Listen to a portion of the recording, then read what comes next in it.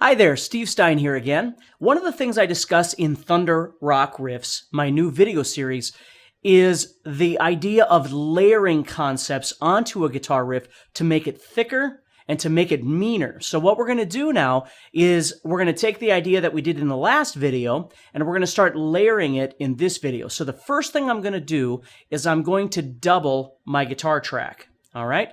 So check this out. I'm going to take the track that we just had. I'm going to play exactly the same thing, and I want you to do the same thing, either along with me or with your own riff that you've created.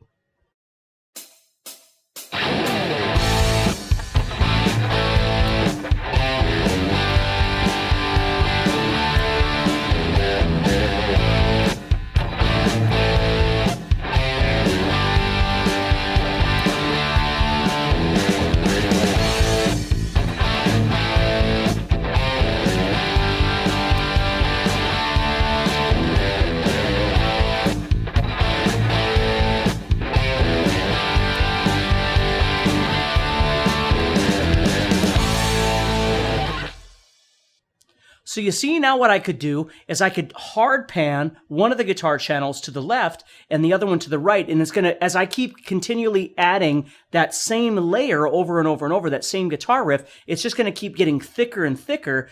But because I keep playing the same riff over and over and over, there's going to be little subtleties that are different each time. And it's going to keep making it sound thicker and thicker. And that's a real common thing for guitar players to do when they write a guitar riff. The second thing I'm going to do now is I'm going to create a completely new element to my riff to layer it even further. So what I'm going to do is I'm going to add in the element of palm muting, again, just to tuck inside there to create yet even thicker sound to my guitar riff. So check this out.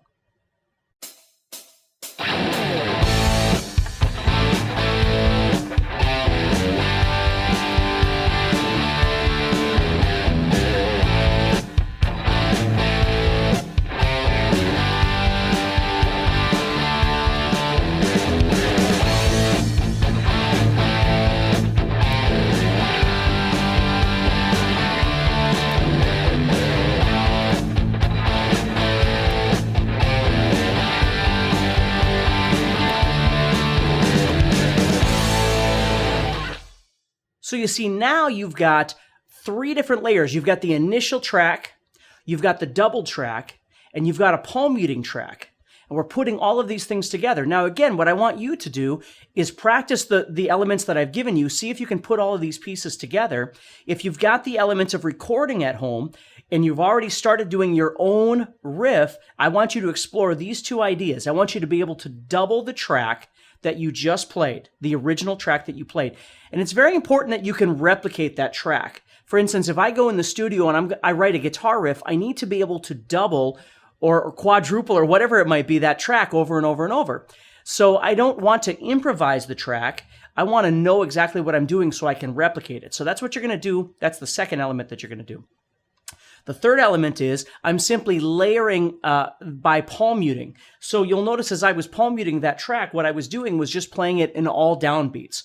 So I wasn't trying to shift my palm muting in the same syncopated parts that I had done earlier. What I'm doing right now is simply going.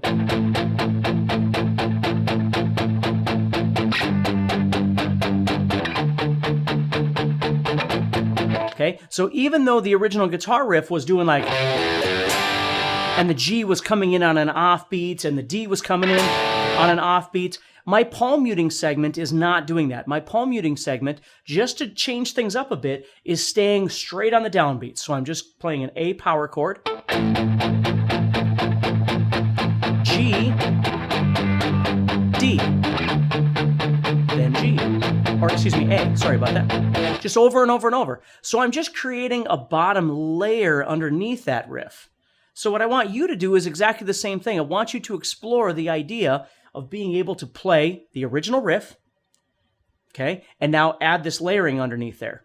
Now, it's not overly difficult to play, but it does wonders when you're actually recording all these pieces together. So again, if you don't have the ability to record these, that's okay. Just practice all the parts that I'm doing. But if you do, I want you to again, send me your idea with these new segments, with the palm muting segment underneath your guitar riff, whatever it was that you came up with, and let me hear it. And please, again, remember, post your comments below. Let me know how things are going with your practice of what we're talking about, your understanding of what we're doing. And if you are, even your recording of what you're doing, go ahead and post that underneath. Send me a link and let me hear what it is that you're doing. So good luck, practice hard. I've got another video coming where we're going to expand these 2 videos that we've just done. We're going to expand to another level. We're going to keep increasing this riff to make it more and more interesting. So the next one, we're going to be adding a lead line. So check that out and stay tuned.